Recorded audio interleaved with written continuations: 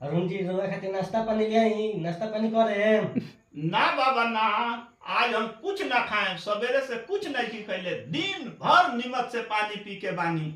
हमार जननो कहत रही हती ए रम आई ना 12-1 बज गए अभी ले कुछ खैनी है ना, कुछ खा ली।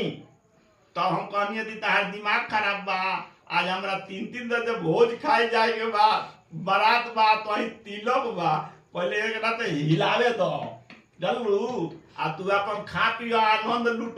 बियने साँझ तक हमरा ते खाए के बारे में पूछिए मत, लगन बार बार थोड़ी आवेला।